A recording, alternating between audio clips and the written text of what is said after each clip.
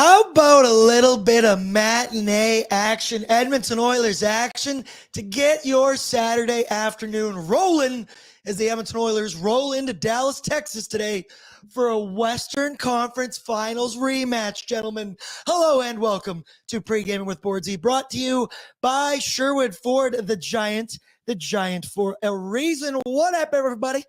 It's Saturday. And I like these early games. I know so many people have opinions of Oilers in matinee hockey. I have a lot of bad memories of matinee hockey, but I feel like in this last couple of years of McDavid-led puck for the Oilers that it's not as bad as it used to be. But hello, everybody. First comment of the day goes to Dre. It's Dre.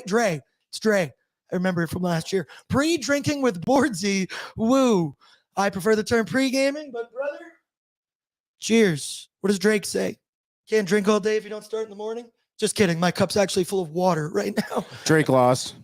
That's enough out of you, Brad. Don't need you to bring that in. Did anyone have a worse summer than Drizzy?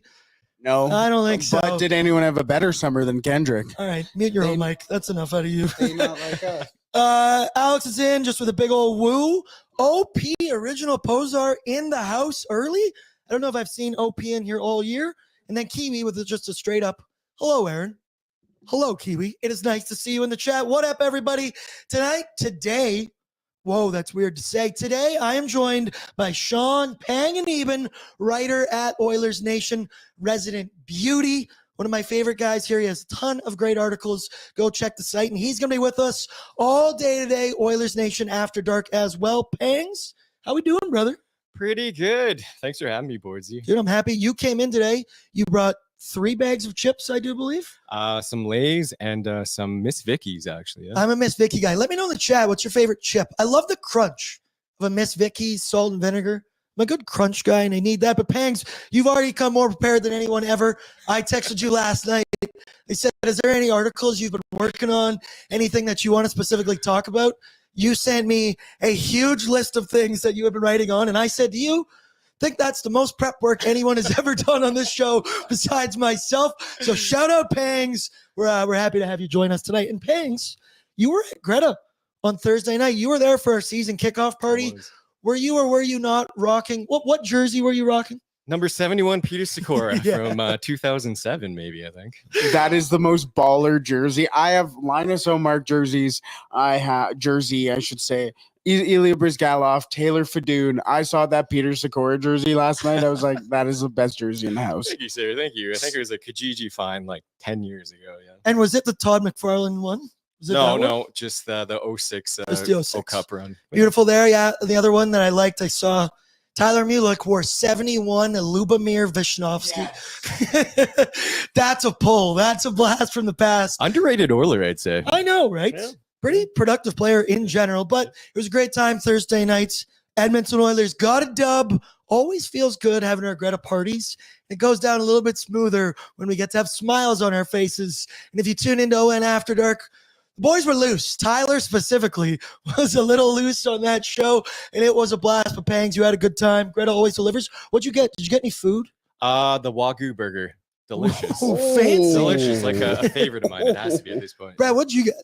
I went with the pizza taquitos, as classic, I always do. And I also got the street nugs, which always also a classic with plum sauce. I think it was some sort of plum sauce. It was not what I was expecting, and it was exactly what I wanted. Okay, I'm getting hungry. You might need to order some Greta, maybe some oodle noodle a little bit later tonight, boys. We'll see. But the Edmonton Oilers, as I mentioned, we're on a 2-game win streak, people. Just 14 more to hit 16-game heater. That will solve all of our problems. But Pangs, Thursday, it was a pretty smooth victory over the Predators. Tyler yesterday on ONE said might become, by the end of the year, one of the more forgettable wins of the season because it wasn't, I don't know, just not a lot happened. I wasn't that stressed out in the third period. Dare I say, had the Oilers scored a power play goal, that one could have been over a lot quicker than it was. Shout out Brett Kulak, as he did get 2 goals on the evening. But overall, like, I'm not going to react too much into it. Nashville came into that game without a win, 0-3-0. They are a good squad. You look on paper, I think similar to the Oilers, some new faces in the lineup. Overall, what did you think of the Oilers' effort in that game and the game overall? I think from start to finish, nothing crazy memorable, right? but I think it was just the their most consistent effort of the season, I would say. Yeah, throughout the lines, I mean, all the way, I like from the top down. I especially liked with Podkolzin being dropped down to the fourth line. I thought the fourth line really brought it that game, and yeah, contributed to a big W that night. Dare we say, 5 games into the season, has the Oilers' fourth line been their best line? Because effort-wise, like Corey Perry, on that Jeff Skinner goal that he just poking away in the crease there, the Corey Perry dangle to make that play from behind the net was incredible.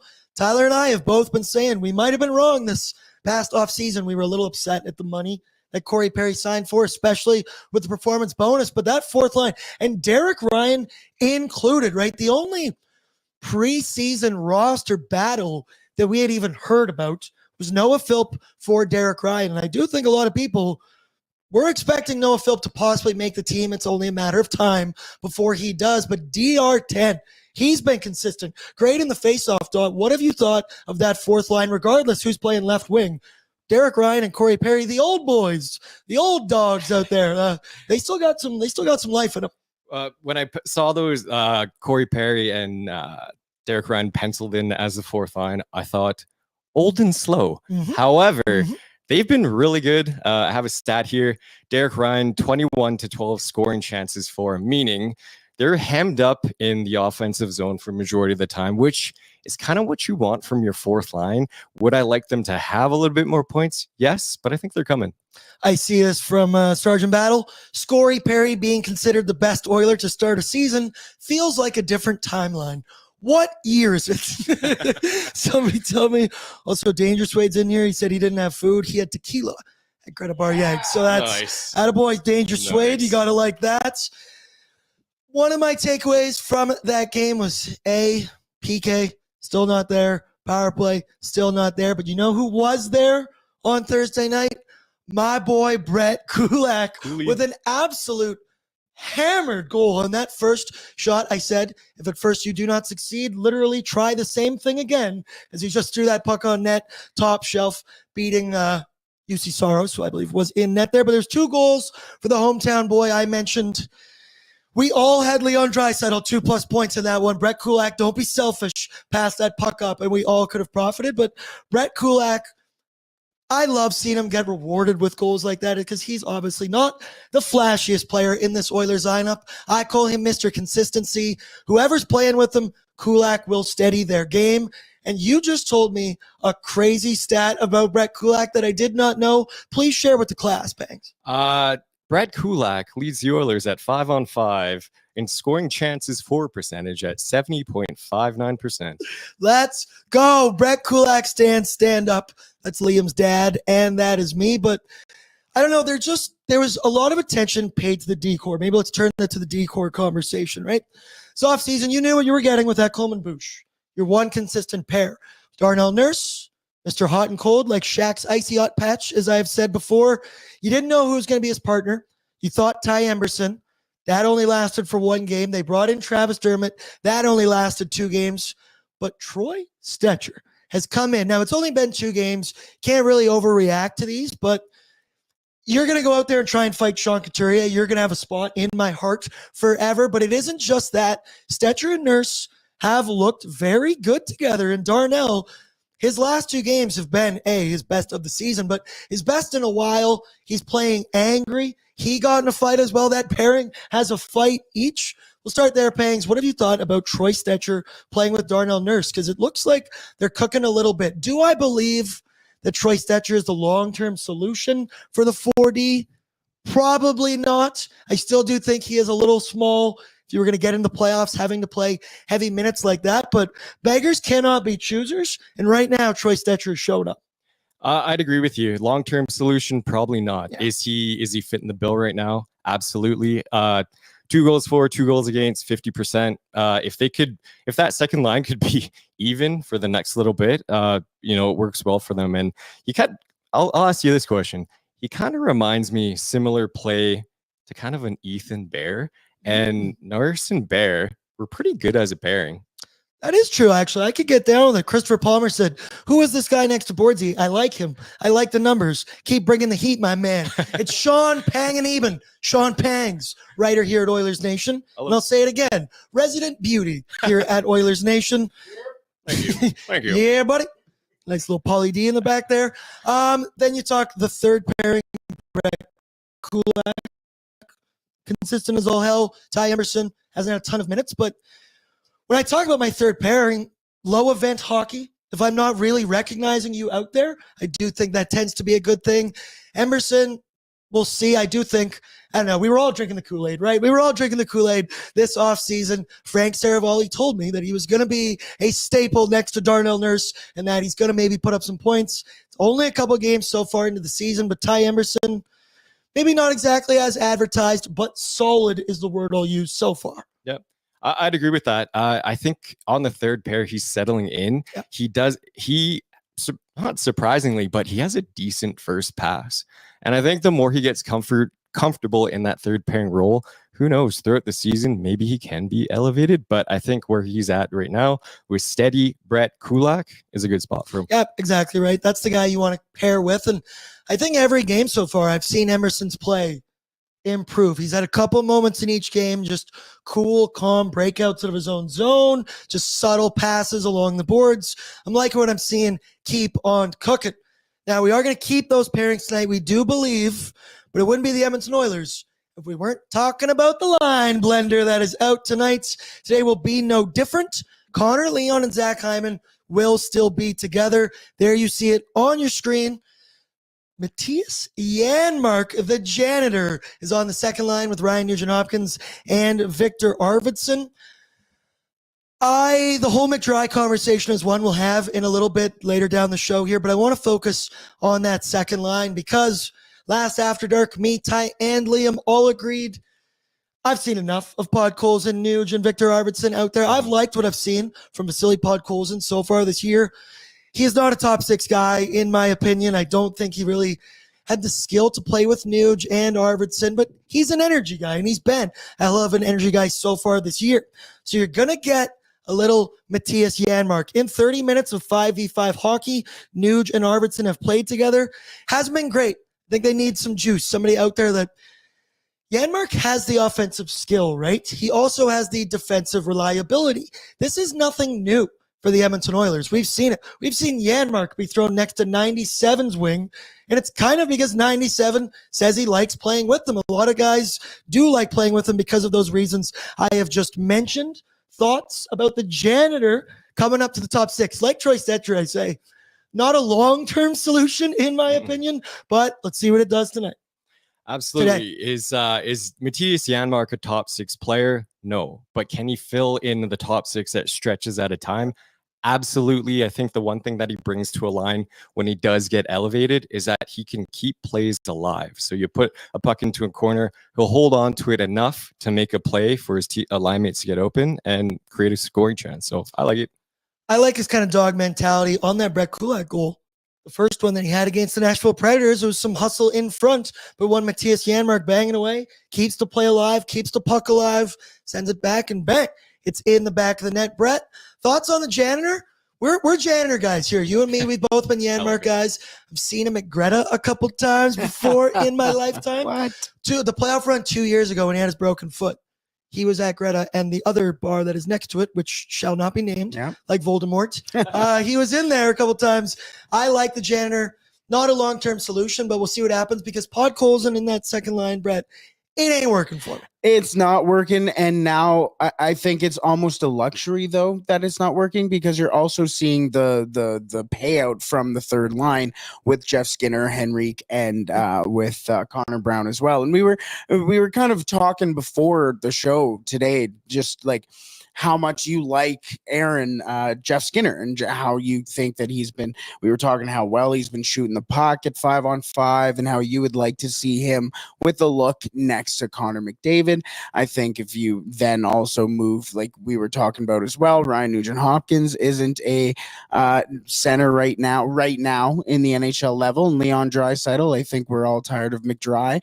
I think with the stability that the bottom four has brought, I think the way that you've all been able, these players, especially the third line, has been able to play well together. It's also mended to the fact that you can then play all the. I've absolutely lost where I was going with this. You lost me, brother. You lost me. Yeah. Long story short, I like the way that the third line has been playing, which has become a luxury. That the fact that these other lines can then try and find their way, whether it's Janmark on the second line, whether it's Podkolzin on that second line, whether it's McDry together, whether it's McDry not together. I think the third line has caused stability up and down the lineup, which has now turned this team into building something that wasn't there at the start of the year. KP, if that makes sense. Yes, you took a roundabout way to get there, my guy. Just get to the back half of what I was saying, and then we got there. You did get from point A to point B eventually. KP, Christopher Palmer's in the chat. And he the other night said, I had the shittiest take of the night. I raise you this. I think having Podzilla on the second line is more of a message to Skinner to smarten up. Are we watching the same hockey? Are we watching the same Jeff Skinner out there? I know you've had some numbers on Jeff Skinner so far. Leads the team in shots, has been a force. He has 4 points in 5 games while not playing with any of those top 6 talent. KP, I'm going to need you to elaborate on that one in the chat because I disagree vehemently with all of that. I think Skinner has found some good chemistry, obviously, with Brownie and Rico. See, final buzzer said Janmark is also not a top 6 guy, and I agree.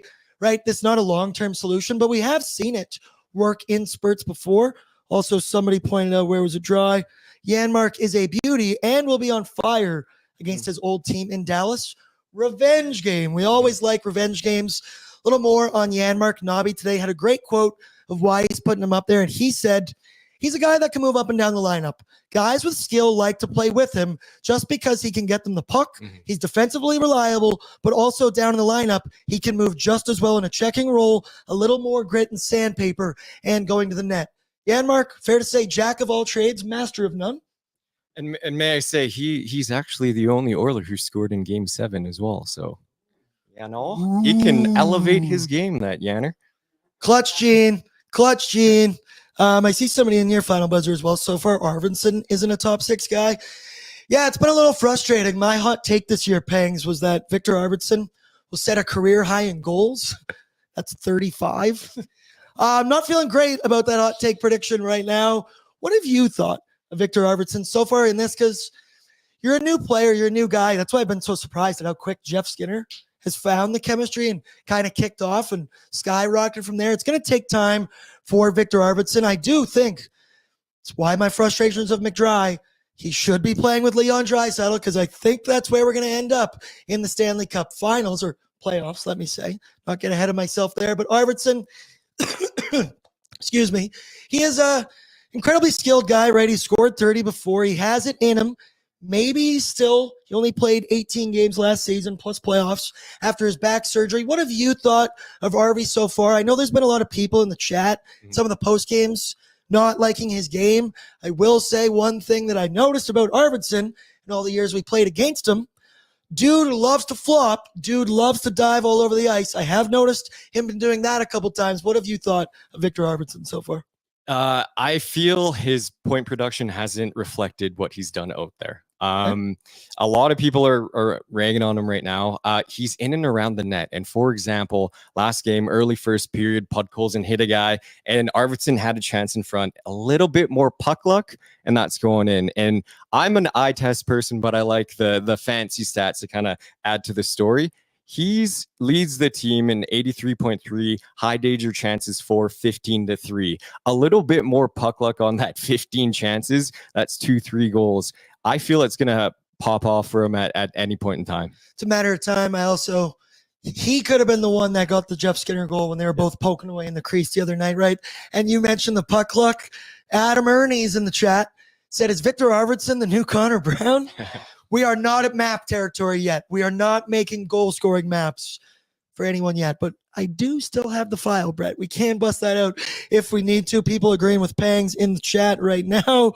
K-Waddy, Arvidsson could stay on his feet a bit more. Yep. Bob Stoffer in the chat. Not the Bob, but maybe. Hey, we don't know. Says Victor needs to stop falling. OMG. yeah, maybe stay up on your feet. You might actually have a little bit more puck luck as well. Let's go now to our need-to-know information, courtesy of our friends from Wilhock Beef Jerky, because only the finest tasting meat products earn that sweet, sweet Wilhock name. Made from 100% pure Alberta beef, their jerky is aged, seasoned, marinated, and smoked to savory perfection. They gladly fill orders of any size. You can find their jerky, sausage, and other products. Go to wilhockbeefjerky.com. Pangs, we were just talking off air how much love that you have for one Wilhock beef jerky. It is so good. I'd had it at the ON golf tourney, and I just can't stop thinking about it. Hey, maybe we'll make an order tonight. Maybe we should get an order going. Trent, we'll text Trent. See if we can get some here. He said it's my anxiety meal of choice. I feel like a dog chewing on a bone. I'm just like, I just get nervous and I need something. But okay, need no info on the Oilers side of things. Obviously, the first meeting since the Western Conference Final, where the Oilers beat the Stars in 6 games. The Oilers opened up that series, 3-2 overtime win on the road.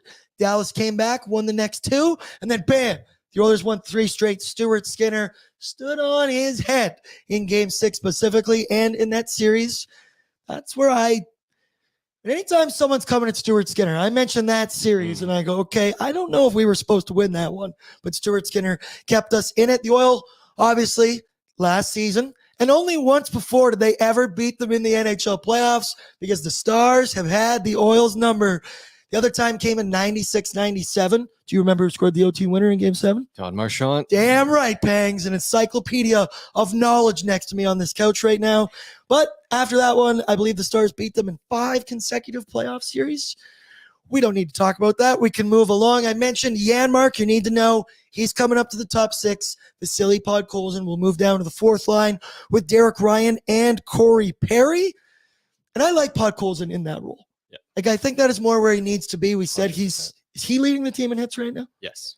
That's where he should be, banging and crashing. The Oilers did not have nearly enough hits in that game against the Nashville Predators. I thought there was a typo on my box score app when I checked after the game. Need a little bit more of that, and Podkolzin is a guy who will bring that. Finally, Stuart Skinner, he draws into the starter's crease. In the regular season, he's played 4 games against the Dallas Stars. 2-2 record, 303 goals against, 894 save percentage. But his numbers in the playoff series last year, 4-2, 1.91 goals against, and a 922 save percentage. And I'm a what have you done for me lately kind of guy, Pangs. Stuart Skinner. Is there a level to, we had like Jason Demers on, we had Tyler Ennis on. I know those regular season numbers aren't anything crazy, but he won a lot of games in Dallas. You have recent good memories. Demers and Ennis said they just had buildings that they liked playing in because they had fond memories and that you just started to feel good. Do you think there's a level of Stuart Skinner going into American Airlines Arena and saying, hey, I've done this before. I've done this with way more pressure. I think Stu could surprise some people tonight. I think you're bang on with that. I mean, he's going to remember that I don't know if he's playing with confidence right now, but he's going to remember that he was at one point. And you know what? I wholeheartedly agree with you that Game 6, if it wasn't for Stuart Skinner, the Oilers, they would have been pushing for Game 7 Dallas Stars there. So, dude, I can't remember the shots in that game, but they were near double. It was spent the entire game in the Oilers' end. But our boy Stu stood tall. The Dallas Stars side of things, they're a wagon again. Big shocker. When you look at their roster, they are loaded, my brother. Stacked. But they had a few key departures since last season. There you got to look at their numbers this year. 4-1, 2.6 goals for, 1.6 goals against, second in the NHL. And no, that is not a typo. They are 5.9% on the power play. Somebody is worse than the Edmonton Oilers, and we're taking them on tonight. Let's go. Everybody's, our PK hopefully can juice those numbers up. But you look at that power play for the Dallas Stars, that is not staying like that. I do not want to be the team that they get right against. But look at that PK. 94.7% right now. They are an incredibly well-coached team. Pete DeBoer, one of the best.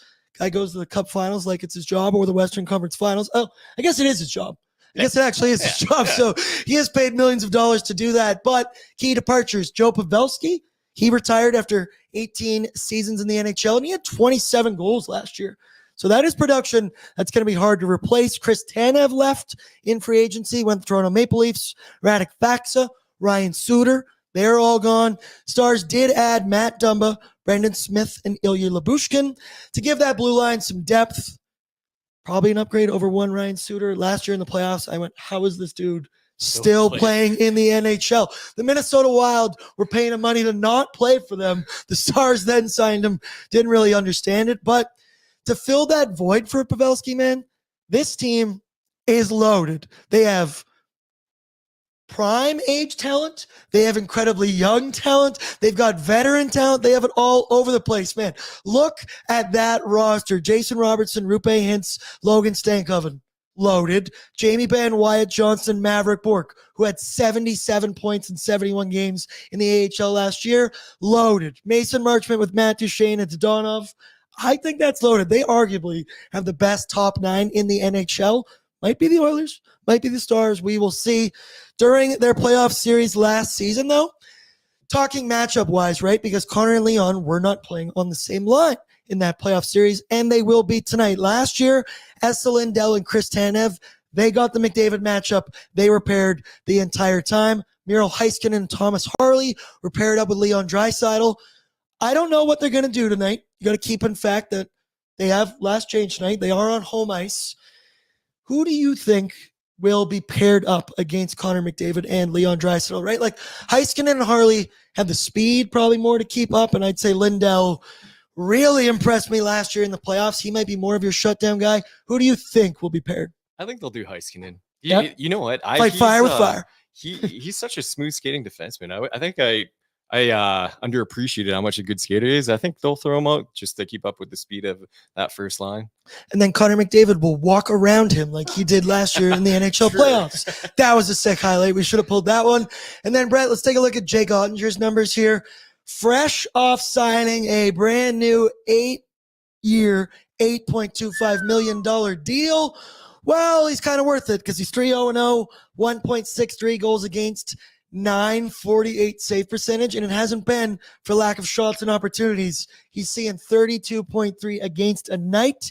He already has an S word to his name so far this season. Jake Ottinger, may I remind you, Stuart Skinner had better regular season numbers than him last season, but Ottinger, he's just clutch. He has the clutch gene. You remember that playoff series? It was against the Calgary Flames, right? Took him to game 7, stood on his absolute head in that one going to overtime. Jake Ottinger worth every penny of $8.25 million. I want to ask you this. Who would you rather have? Jake Ottinger at $8.2 million or Stuart Skinner at $2.6? Stuart Skinner at 2.6. Like, it's not even close. Skinner haters, right? Yeah. Suck it. I'll say it. Panks, too nice to say it. I've made that argument a lot. I've always used Jake Ottinger. Okay. So now let me ask you this too. $8.25 million for 8 years for one Jake Ottinger. He is also 25 years old, same as one Stuart Skinner. What does Stuart Skinner's next deal look like? It's not going to be 8.25. It can't be. He's been too inconsistent for that. But let me know in the chat as well what you think his next deal, what number does it start with? We'll just go with that. I'll take a guess and say 6. Okay, I was going to say 7. Okay. But maybe high 6s. I could see somewhere in there. People, let me know in the chat. Brett, what number does it start with? Probably a 6. I could see a 6.75 hometown discount. Oh, yeah, that's right. Local boy. Let's go. Okay, I like that. Let's move now to my Sherwood Ford Giant storyline this evening. Brought to you by Sherwood Ford the Giant.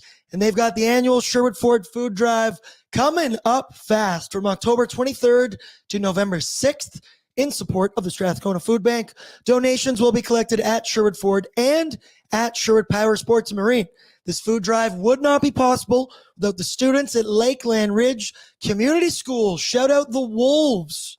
My sister-in-law teachers at Lakeland Ridge. Is that a yeah, hell yeah. Hell yeah. Liam did that on the last show, and it was not nearly that good. I think he said woof at one point. Food donations are also being collected at the school by the students and will be given to families in need around Strathcona County through the food bank. Please help this cause and donate store-bought, unopened, non-perishable items. It's getting time to holiday season. We just gave thanks. We just had Thanksgiving. Now it's coming down to holiday Christmas time.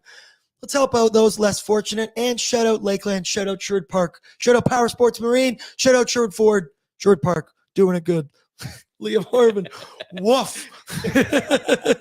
For me, my storyline tonight, this is a real test. This is a real litmus test. This is a team very well that you could be seeing in the Western Conference Finals again, like just this past year.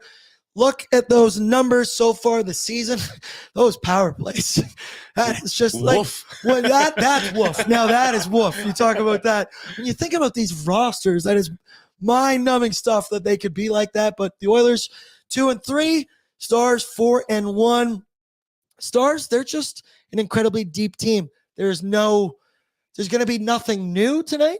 I think all of their memories are fresh. They all remember, and both these teams have not changed all that much. Stars can play with speed. They can also, if you make a mistake and you are not handling your puck cleanly, they will burn you so fast, go up and down the ice, bing, bang, boom, back of the net. They have that quick strike offense. They're incredibly well coached. This is going to be a real test. That's my storyline tonight. Do you have one? But before you do, Liam Horban's in the chat, and he's paying his own money, $2.79, says Cup here in the super chat. Shout out to Liam Horban. Thoughts on that it's a real test tonight, or do you have a different storyline for yourself? If I were to say one player that should step up and may step up, and if we're talking about playing in buildings where you have confidence, Ryan Nugent-Hopkins scored 2 goals in Game 5, 2 power play goals. He needs to step up, and maybe he can just kind of dials that in. And yeah, hopefully he has a big game tonight. I want to talk about that in just a second, but we will take a look at our lineup, as I mentioned, brought to you by Sherwood Ford the Giant. Brett, throw it up on the screen for me right now, my dog. Top line, Leon Draisaitl, Connor McDavid, Hyman, Janmark, Nuge, Arvidsson, Skinner, Rico, Brown, Vasily, Podzilla, Derek Ryan, and Corey Perry on the fourth line. Your decor, Ekholm and Bush, Nurse and Stetch, Kulak, and Emberson. Let these D pairings cook, right?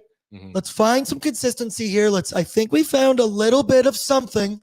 Let's want to get this one rolling. But you just mentioned one, Ryan Nugent-Hopkins. So I want to ask you, is it just as simple as this poor play of he's playing center and not wing right now? There is so much more responsibility that comes with that, right? Defensive awareness and everything. Now he's also got a new line mate in Victor Arvidsson and Podkolzin at points or Jeff Skinner at points. But it's just been weird for Nuge so far this year. I said it's even on the power play. Everything is looking weird and hesitant. I said there was one on the power play against Nashville.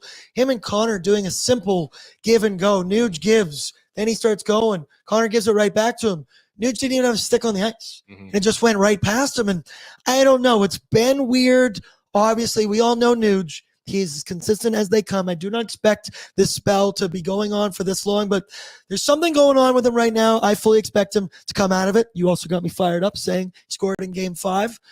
Got to change Bordzy's bankroll now. Let's go. We gotta get some Nuge in there. But thoughts on Nuge 5 games into the season so far? I think I'm at a point with Nuge that I've lowered my expectations of him producing at center at 5-on-5, to be honest with you. Yeah. But the bread and butter is on the power play, and I wholeheartedly agree with you. He just doesn't look like Nuge. The one thing, he just looks a step behind in his decision making. Yes. I don't know what it is that's going to get that mental side. Maybe it is playing in Dallas again. His second goal in Game 5, he walked in on the power play and just sniped one low glove. And so I don't know. We need that Nuge back. Dude, I said it's death taxes, Nuge going low blocker, low glove. Yeah. Like, it's just, you know what you're going to get. I haven't seen that enough this year. And it's not just him on the power play, right? No. Like, it's everyone there. Don't make me show 7% again on the screen. I don't want to do that. But it's been weird. It's not just him. Everyone's had hesitation, which is strange to me, right? Because this Oilers power play has been as awesome as you could ever imagine over the last couple of years, and there's no new moving parts. It is the same 5 dudes out there that were out there last year and were out there the year before. So I do think it's a matter of time. So let me ask you, are you worried about the Edmonton Oilers power play? I'm not. Come on, we've seen this a million times. They will go on a run where they score 5 out of 8 of their next opportunities. That will happen at some point. But it's looked weird. Bush especially. He is the quarterback. That whole power play runs through him. And he's been hesitant like a Nuge, right? He now, at least, I thought in the first couple of games, just wasn't shooting the puck. Now he's shooting the puck. He's just either hitting Zach Hyman in the balls or he's hitting some shin pads on the way in. How bad did you feel for Zach Hyman on that one? When he went down the tunnel, I was like, oh my God, brother. We all know that feeling, but I'm not concerned with the power play. We've seen some people in the chat some nights here saying, let's give power play 2 some more time. I agree that could be a thing. They have produced in like the 15 seconds of power play time they get a night. Jeff Skinner, I believe, got a power play goal earlier this season. Thoughts? Should they switch it up? Should they be giving power play 2 more time? I think the idea of switching it up, right? Like Nuge for Skinner, I could see being a thing, but 5 games in, that's way too early for me. What about you? The one thing that's very underrated in Nuge's game on the power play, when McDavid's transporting the puck in the neutral zone, Nuge is generally McDavid's first option to pass to in that zone. And I think a lot of people underrate how quick you have to think in that moment. He has a split second to say, oh, am I going to pass it back to McDavid? I'm going to go and cross ice. For comparison, Nuge missed 2 games last season, and they put Evander Kane in that spot, and he couldn't. There's just no fluidity. So I would keep Nuge. They're going to find their rhythm. And then I like the second unit. Maybe give them a little bit more time. They're kind of a meat and potatoes, throw the puck on the net. But I'd say just let the boys roll. I like that you mentioned the meat and potatoes because that's what Matthias Ekholm does when he gets the power play opportunities. Blast that puck on net. You'll hit a leg, you'll hit a pad, you'll get a rebound. You can't score if you don't shoot, is what I always say. Brett, you worried about the power play? Thoughts on the big dogs so far? 7%, less than ideal. I haven't gotten a reel from anyone saying, yes, I am concerned about the power play because we have seen this movie before. Yes, no, 100%. I think Liam put it best on O&E yesterday. You have your best chance to score on the power play when those 5 guys are on the ice. So I'm not worried about it. This is a group that's been together for a while, have teams now possibly adjusted 100% for sure. They're also, again, the 5 best players, 5 best power play unit players in the league right now. They're going to figure it out. And if it does take a couple more seconds from the second unit or starting from the second unit, if it takes a Jeff Skinner to be on that first pairing for first unit for a little bit, sure. But I'm not worried at all. I think even if Skinner were to get time on that top unit, it would just be a matter of time before Nuge, unless he absolutely tears it up, which would obviously change everything. But no, I'm not worried about it in the slightest. Well, if anyone was wondering what my brother's opinion on the subject matter was, it's Nuge is a true professional. He knows what his problems are, and I am fully confident he will fix it. Nuge equals huge. That's a BORDZY right there. That's a BORDZY call right there. Shout out Matt. Stick taps in the chat for Matt. I completely agree. Somebody also mentioned here, Hyman is due for goaltender interference. I made the joke that I said, if this new significant presence in the crease is a thing, will Zach Hyman ever score again? Because his entire game is being a significant presence in the crease and being that third post. We're talking special teams.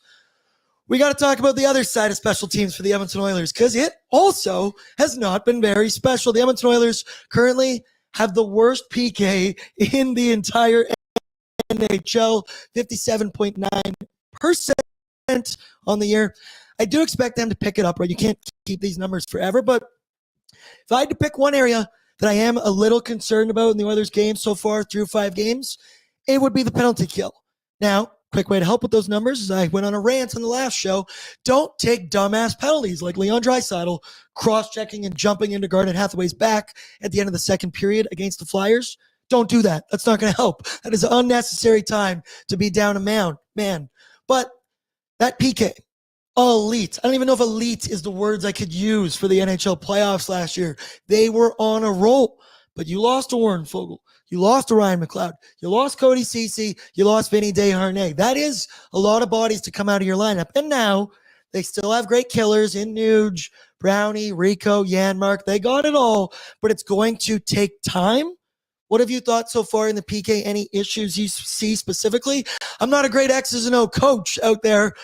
Just my only recommendation, don't take the dumbass penalties, and that will help your numbers. Thoughts on the PK so far? You know, there's concerns about speed, and I haven't really, on 5-on-5, I haven't really been concerned about that. But on the PK, losing that speed of Ryan McLeod and Warren Fogle, what it does is closes in on gaps on the defenseman, and they don't necessarily have that up front. So I think they just, I don't know, like you said, more time to gel, but working as a unit more cohesively is probably their best bet. Yeah, I could see that. At least tonight you're going up against the 30th power play in the entire NHL, but I don't even believe those numbers. It's the Dallas Stars. You look at the names on those jerseys. You give those guys too many opportunities, they're going to find a way to get on the score sheet. Let's talk about now, let's move to our starting goaltender report. Brett, brought to you by Sherwood Power Sports and Marine. Hit the trails this winter and the waves next summer. As fellow hockey fans, the team at Sherwood Power Sports and Marine are helping Oilers Nation fans gear up. They're home of an ATV for just $50 bi-weekly. You kidding me? I'm down for that. Or you can cruise the open water next summer for as low as $105 bi-weekly. Sherwood Power Sports Marine are hockey fans helping hockey fans get ready for their next adventure with motorcycles, quads, e-bikes, boats, scooters. I love those scooters downtown Edmonton. If I could have my own personal scoot, brother, I'd actually have road rash all over my body. I would have fallen several times. Let's start here, Brett. Let's take a look at Stuart Skinner. Is it the graphic? Yeah, with one Calvin Pickard. We have both of them here. Pangs, less than ideal. Less than ideal when you look at that bad boy right there. Those are both ugly numbers. However, Stuart Skinner in his last game, he had a .900 save percentage. He made 27 saves on 30 shots against the Flyers. I'm sure the chat is nauseous of me saying this. All I need is above .900 with this Edmonton Oilers team. That offense should theoretically be able to show up and show out most nights. Stuart Skinner, what is with the inconsistencies? I've gone on a rant that I think people are way too hard on Stuart Skinner, let alone he's a hometown boy. Take it easy on your guy. He's 25 years old. This should be his first year of being the number one starter. He's taken us on playoff runs. He's found great stretches. Yes, there are inconsistencies in his game. That is what a young goaltender does. Where's your confidence level with Stu right now and to start the season? Like we discussed on the last pre-gaming, I was a little surprised that Calvin Pickard got the start because Skin Dog had such a good game, had the .900. Maybe Nobby would want him to build off it. There was a full day of rest in between games. I do like that he got Pickard in the game because Pickard had a brutal game against Chicago Blackhawks. But Skinner, this is a big opportunity. This is a big test right now as well. What are your thoughts on Stuart Skinner getting the start tonight? With Skin Dog, as you put it, with Skin Dog, I think his MO could be a good and a bad thing that Stuart Skinner bounces back. Yep. It's just been his MO. I don't know what it is. Maybe it is the pressure of being the hometown kid, being the hometown goalie. If you think about it, that is a lot of pressure to deal with. That being said, he bounces back, and I'm a Skinner fan. I have faith in Stuart Skinner that he's going to bounce back. Of course he will. He's Stuart Skinner. That's actually great. Like, that is his MO, which I know people in the chat could take that as well. That's a bad thing if he has to bounce back. Point me an NHL goaltender that hasn't had bad games, bad stretches throughout seasons. I just mentioned Jake Oettinger. Worst numbers than Stu last year. Little patch. Now this year he's being elite because pull up those numbers again here for Jake Oettinger, Brett. These are scary. Can confirm Jake Oettinger, very good at hockey. He is an elite goaltender. He's got that playoff pedigree that I mentioned. My strategy tonight, but it should be every night with every good goaltender. It's tough because of these rules analysts that are telling me I can't have a significant presence in the crease anymore. I don't care. I need Corey Perry standing in the blue paint, whacking pads, doing things to get him off his game. These numbers are incredible, and he will continue to keep cooking these numbers. All you can do, try and get in his head, try and get him off his game. I think it's going to be very hard to do. Maybe even off his game, might still be .900, but goals tonight, Pangs, are going to be hard to come by. You got to be banging and crashing in that crease. Absolutely, but you actually brought up a good point. Maybe like the Oilers will perpetually be in his head from last playoffs. Maybe they will always be in his head. Who knows? But you know that, like you said, when things aren't aligning and like the Dre McDavid that aren't scoring at 5-on-5, you got to get those greasy goals. Yep, I need a couple of those. Corey Perry, that's the area that I expect him to be feasting. Brett, let's now take a look at the Dallas Stars lineup, brought to you by Greta Barrieg. You know him, you love him. My favorite spot in the city. Arcade, bar, street food. The street food is amazing that we've already covered. I played some Mario Kart on Thursday night there. Played a little bit of Papa Shot. Ashamed to admit. You guys saw the video if you were on socials. Tyler is so good at Papa Shot because his arms are just, he just got the reach and he actually at the end of it, if you watch the video on our socials, he tried to dunk the ball. He unsuccessfully tried to dunk the ball, but it was hilarious. Shout out to Greta. Saturday night in Edmonton. Where else would you rather go? Get some game cards, get some great food. The DJ always doing great. The dance floor always be lit. And they're always playing the best games. I mean, come on, you got playoff baseball tonight. You're going to have hockey later tonight. Go to the bar, go to Greta, go check them out. Now let's check out that Dallas Stars lineup. We took a peek at this earlier in the show, so if you're joining us now, top line, Robertson, Hintz, Stankoven, lit. Jamie Benn, Johnson, Bork, really good. Mason Marchment, Duchesne, Dadonov, good. Oscar Back, how the hell do I say that name? Matej Blumel, former Edmonton Oilers draft pick. So, Brett, do we know if these are fully updated? We don't yet. So this is what we're just going with that we had on Daily Faceoff. These may or may not change. We'll see. Pangs, check Twitter right now and let me know. Yeah. Decor, Harley and Heiskanen, Lindell and Lundqvist, Brendan Smith with Labushkin. So, Brett, just go back to that forward group because there are some threats through there. Through the first 5 games of the season, Stars 4-1. They have a +6 goal differential. They beat Nashville, Seattle, San Jose, and the Islanders. They did lose to Washington 3-2 in their last game. They have 14 goals from 9 different players. They have depth all over this lineup. It doesn't matter. Every one of them can burn you if given the opportunity. I do think this team is really as deep as they come. Their top 9 is just littered with production. And I mentioned they've got middle-aged talent, I will say. They've got young talent. They've got some older guys. Pangs, they just have... Is there a roster, if you could just blindly pick a roster to have on your team right now, the Dallas Stars are probably that roster, coach included, goaltender included. They're loaded through and through. That top line is deadly. And actually, can I say one thing, Brett? You brought up that Matt Blumel. They just called him up today. Former technically an Oilers draft pick. I'm scared of that guy now. Oh, no. I'm scared of that guy now. I've seen that movie before. Revenge game. So there's that. I'm a little disappointed I don't see Sam Steele in the lineup. I couldn't find a lineup. I went to junior high and elementary with one Sam Steele. Oh, nice. Shout out Sammy boy, but not tonight. Not tonight. I wanted to be an Edmonton Oiler all off season so badly, but he re-signed for 2 years with the Dallas Stars. What else here? Oh, Maverick Bork is a guy that I want to talk about a little bit. Last year, I believe he led the AHL in scoring, 77 points, 71 games. And it's the thing I mentioned, this team loses Joe Pavelski, 27 goal season. And you can't put that pressure on Maverick Bork. He is not Joe Pavelski. He's not going to have the intangibles, the tips. Pavelski, the greatest tipper, arguably in NHL history. But what a luxury to have a guy who scores 27 goals leave your lineup, and then you just bring in a Maverick Bork to step up into the top 6 and fit in there. He's only played 2 games so far this season. Still looking for his first point. I think that one will come, but dude, Stankoven, Johnston, Bork, Thomas Harley, the young talent on this team, they're going to be good for a very long time. Yeah, absolutely. I think the only thing I could really contribute to this conversation is I Googled, is Maverick Bork related to Ray Bork? And they are not. Well, there you go. That is the only thing. Yeah, I'm seeing here that, say his name again, Brett. Blumel? Matej Blumel. Blumel was called up from the Texas Stars. Sam Steele questionable for today. Tyler Seguin doubtful. So, yeah, he's not going to be in the lineup. And Matt Dumba was placed on IR, retroactive to October 12th, I do see.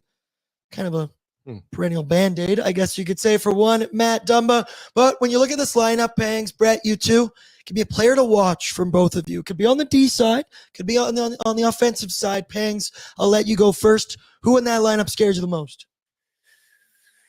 Wyatt Johnson. I think it was game 4.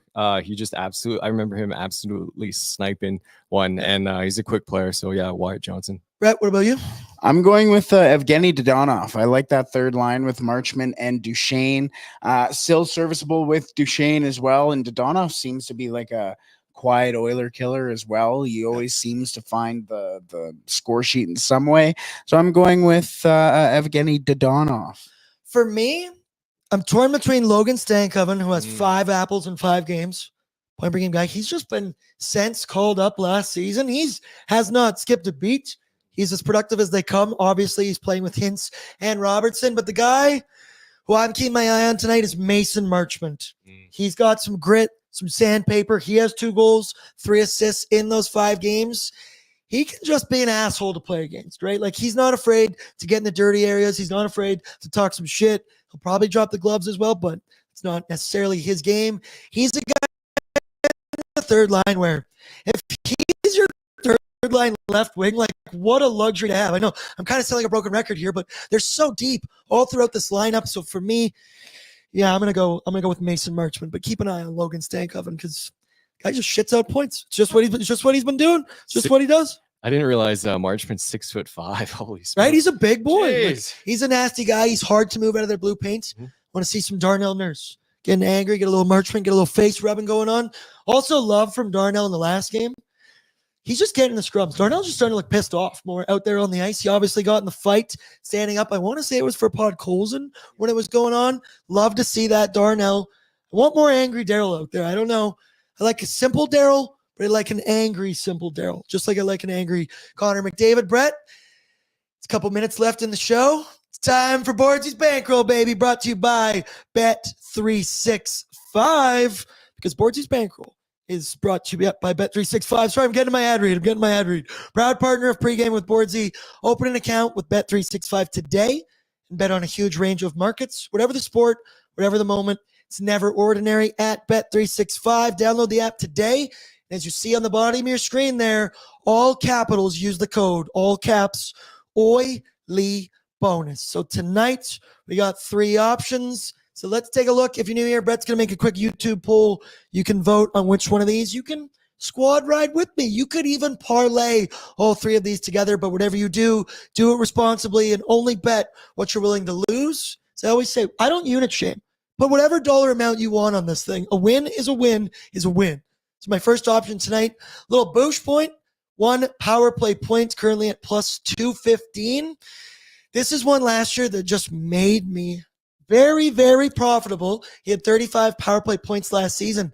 Right now, might not look like a good bet. I'm just banking on a get right spot here that Boosh has been hammering pucks. As I mentioned, they haven't necessarily been going through to the net, but he's going to keep on shooting. He is the quarterback. The power play runs through him, but Telstars, their penalty kill is pretty damn good right now. And then I'm going Skinner heavy.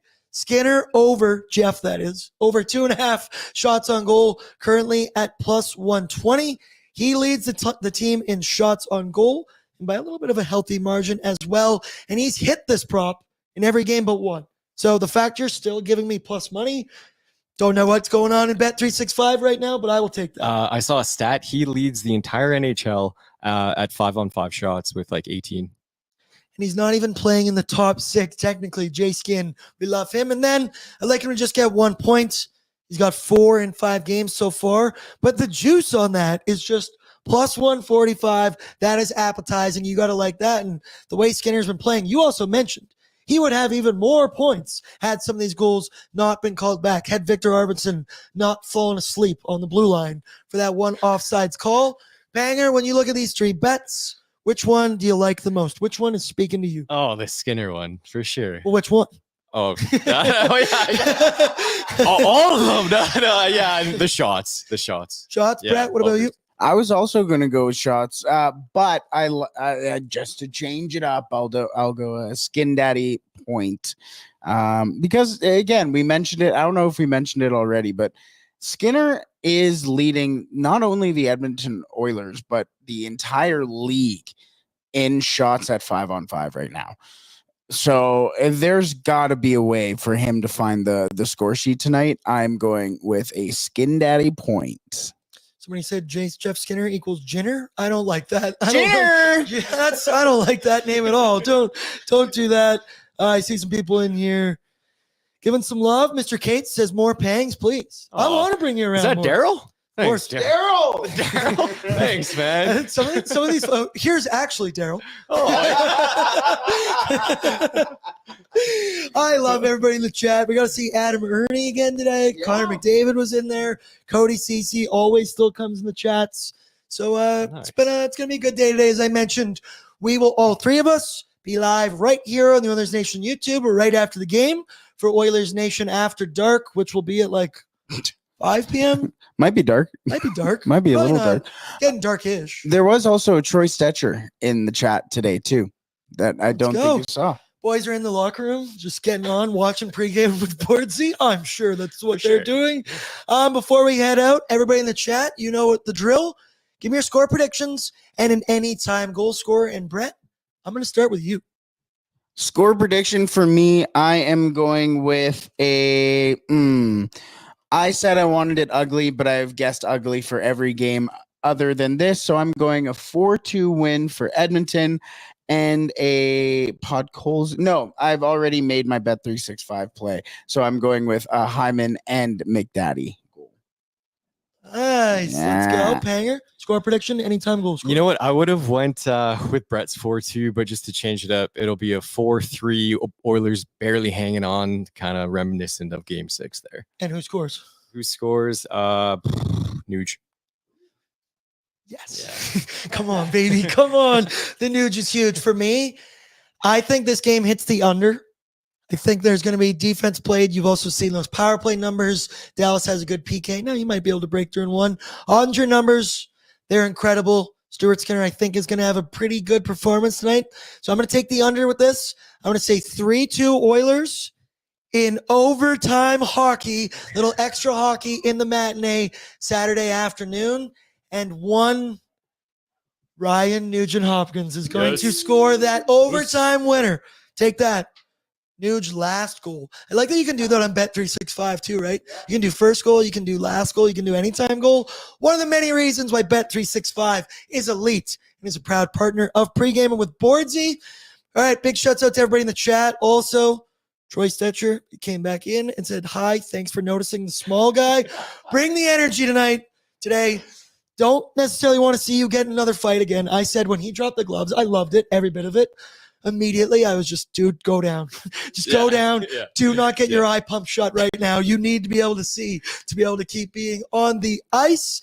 And, of course, before one final shout-out, I want to give it to our friends at Odd Company Brewing because Nation Beer, it is here, and it's spectacular. Nation Beer, everyday lager for game day and every day. Go check them out, Odd Company, at their locations, and go to your local liquor store. Go to the man behind the till, and you tell him, you need to start getting this in stock. You can simply get it nice and easy from Odd Company. But, hey, if you're thirsty right now, go swing by. Go get yourself a nice pint. Pick up a flat, maybe. I know a couple guys have been tweeting. They're just buying flat after flat after flat. And I love that because it's hockey season and it's game day. And game day doesn't go better with anything than a Nation Beer everyday lager. Shouts out to Brett for reminding me to do that ad read. Excellent producer, keeping things on the rails.